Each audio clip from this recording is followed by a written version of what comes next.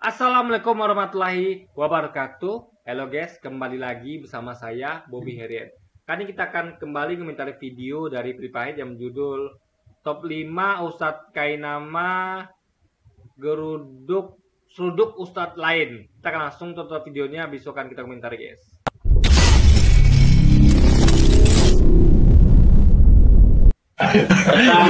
Kalau ditanyakan kepada saudara kita Kristen dan Katolik, ditanya aja, kitab ini isinya kitab mereka ini. Emang ada nabimu yang buta huruf? Yang diberikan kitab. Kitab itu diberikan kepada nabi atau kepada umat? Nabi. Ada nabimu yang buta huruf sampai kitab diberikan oleh Jibril alaihissalam memberikan kitab kepada Nabi alaihissalam. Dan Nabi itu buta huruf. Dia bilang nggak ada, Gabriel nggak ada, Nabi semua orang hebat. Bahkan penulis. Siapa bilang Nabi buta huruf? Kok berani-beraninya orang bilang Nabi nggak bisa baca? Hah? Mana orangnya? Bawa kemari. Orangnya ada di samping Pak Ustadz. Dung dang dung dang dung dung tentak dung dang dang dang dang dang dang dang dung tak dung dang dang dang dang dang dang dang dang. Yang kedua, ntar saya bahas dulu ya. Jadi gini ya, ada perbedaan pendapat antara beberapa ulama, tapi sebagian besar meyakini bahwa Nabi Muhammad itu buta huruf. Karena gini guys ya, kita punya nabi yang buta huruf itu bukanlah suatu penghinaan. Karena nabi itu kan bukan manusia yang yang harus cerdas dalam artian dia itu bisa baca tulis. Tapi kecerdasan itu bisa dalam bentuk lain. Ya, bisa menganalisa, bisa diberikan petunjuk. Jadi Anda bayangkan ya, ada orang yang nggak bisa baca tulis, tapi dia tahu tentang apa yang tertulis. Ngerti nggak? Dia diberitahu bahwa yang tertulis itu yang ini nih isinya ini gitu guys. Jadi orang-orang yang dapat petunjuk gitu. Nabi itu adalah orang-orang yang dapat petunjuk. Jadi kecerdasan itu didapat nggak mesti harus dengan membaca dan menulis. Jadi bedakan antara nabi dengan orang manusia biasa. Manusia untuk cerdas memang harus bisa baca dan tulis. Karena informasinya itu semuanya tidak dari Tuhan. Ini betul-betul dari mengandalkan kepalanya sendiri. Nabi tidak seperti itu. Nabi adalah orang-orang yang mendapatkan petunjuk. Sehingga Nabi tidak bisa baca tulis pun bukanlah suatu kehinaan. Justru adalah untuk membantah orang-orang yang menuduh bahwa Nabi Muhammad itu menulis kitab sendiri. Karena dengan begitu mereka akan terbantahkan. Loh, kok bisa orang yang buta huruf gak bisa baca tulis itu menulis kitabnya sendiri? Artinya Anda telah berbohong ketika mengatakan Nabi itu menuliskan kitab sendiri. Dan faktanya memang tidak begitu. Faktanya Nabi itu tidak pernah menulis kitab sendiri, tapi semua kata-kata diucapkannya, yang itulah firman yang didengar dari Tuhannya, yaitu Allah itu, Subhanahu wa Ta'ala itu betul-betul catat, dihafal apa adanya oleh para muridnya, tambah dan kurang-kurang, guys. Jadi Nabi itu adalah kemintaannya bukan dari hasil baca tulis, tapi dari petunjuk Tuhannya. Makanya Babe Kelesan itu mungkin belum menyadari sampai situ gitu kan. Jadi itu bukanlah suatu hal yang memalukan, bukan sesuatu hal yang hina. Karena kita tidak membandingkan antara nabi yang mendapat petunjuk dengan manusia biasa yang itu betul-betul hanya mengandalkan isi kepalanya, guys. Dari hasil pengetahuan didapat dari baca tulis. Jadi nabi itu beda kelas levelnya gitu kan. Tanyanya, memang ada Bible bahasa Arab pada zaman Nabi masih hidup? Jadi Alkitab tertua itu bahasanya Arab. Alkitab tertua. Itu. Saya pengen tahu tuh Bible versi apa gitu. Alkitab tertua Koptik namanya. Jadi Alkitab tertua itu bahasanya Arab. Saya udah ngumpulin Bible yang banyak, yang tua-tua, bahkan yang dalam bahasa Arab pun. Ternyata pada zaman Nabi Muhammad SAW masih hidup, di mana dia berinteraksi dengan orang-orang Yahudi dan orang-orang Nasrani, belum ada Bible bahasa Arab pada saat itu. Jadi Alkitab tertua itu bahasanya Arab. Baru 235 tahun setelah Nabi wafat, baru ada pertama kali Bible dalam bahasa Arab. Jadi Alkitab tertua itu bahasanya Arab. Yang disebut dengan kodeks Mount Sinai Arabic. Ada kodenya tuh 151 gitu. Kalau kodek-kodek itu memang dikasih kode nomor ya. Itu baru ada di abad ke-9, baru di tahun 867. Bible Arab pertama kali gitu. Begini ya. Yang dimaksud Kenama itu bukan Bible tertua yang mula-mula. Bible ini udah cukup tua. Kalau dibandingkan dengan Bible-Bible yang kita punya sekarang, itu termasuk yang tertua.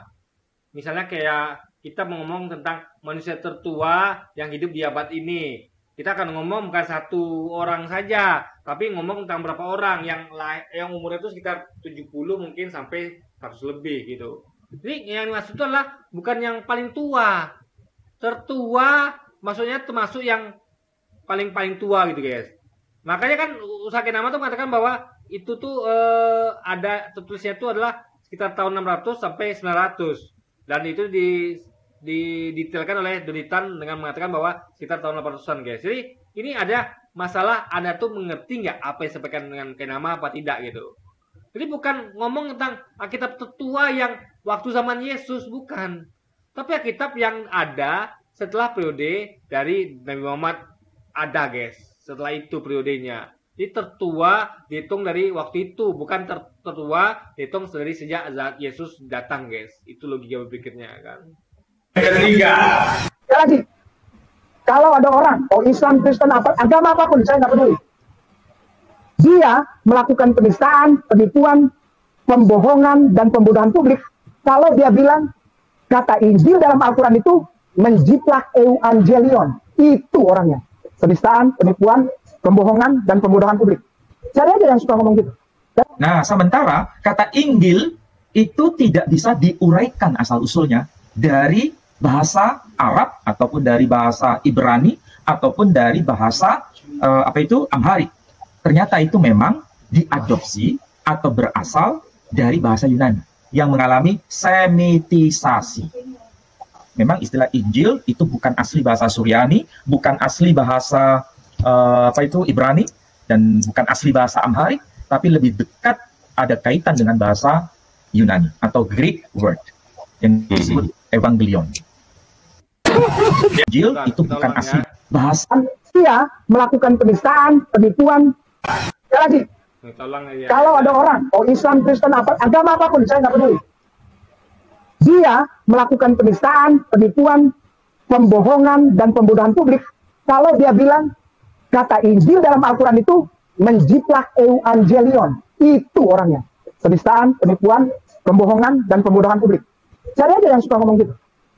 Nah, yang dimasukin nama adalah kata Injil Quran jangan dihubungkan dengan kata Injil di Alkitab. Ya, itu beda.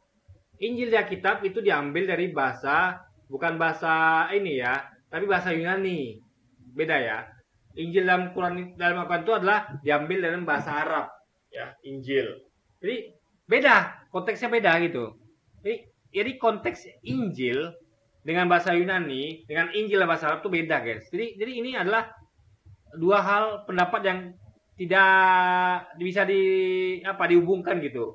Karena yang Usaha Kenama mengatakan bahwa Injil dalam Quran yaitu berarti Injil dalam bahasa Arab, sedangkan satu lagi saya lupa namanya guys, Martin C. Ali mengatakan bahwa Injil yang dalam bahasa Yunani. Ini adalah dua hal yang berbeda guys.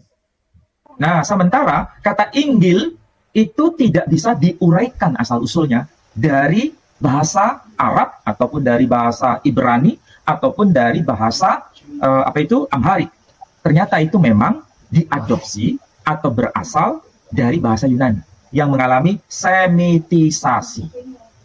Memang istilah Injil itu bukan asli bahasa Suryani, bukan asli bahasa Ibrani, dan bukan asli bahasa Amhari, tapi lebih dekat ada kaitan dengan bahasa Yunani atau Greek word yang disebut Evangelion.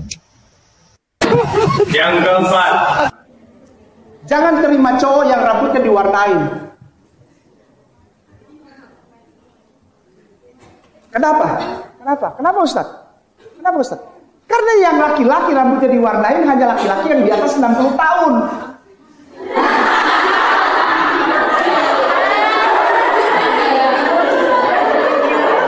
Bang, itu rambutnya samping disemir biru. Iya, rambut saya disemir ini ya. Karena kalau saya nggak semir, wah udah uban semua. Kan kalau semir hitam kan nggak boleh, haram ya. Jadi yang kelima, semir hitam kan nggak boleh, haram. Begini ya. tentang mewarnai rambut, ya.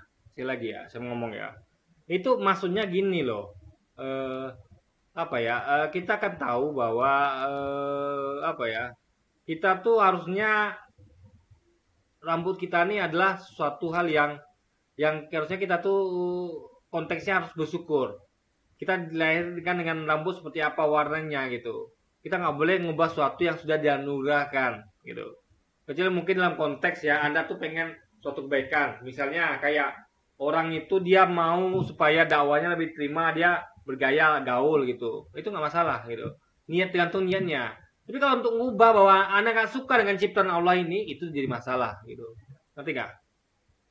Misalnya kalau ada orang yang merasa bahwa, contoh ya, kan ada tuh banyak foto Yesus tuh dalam gambar versi Afrika yang kulitnya hitam, rambutnya keriting, ada yang versi bule, rambutnya pirang. Nah, orang lebih milih bergambar Yesus yang seperti bule.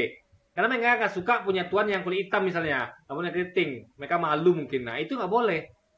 Ya, jadi milih-milih itu nggak boleh. Tapi dalam konteks untuk misalnya supaya lebih keren, biar dakwahnya terima, atau bisnis perilaku itu nggak masalah. Dan bisnis perilaku itu bukan untuk digunakan hasilnya untuk maksiat, tapi untuk bantu orang misalnya. Itu jelas hal berbeda gitu. Jadi tergantung konteksnya gitu kan.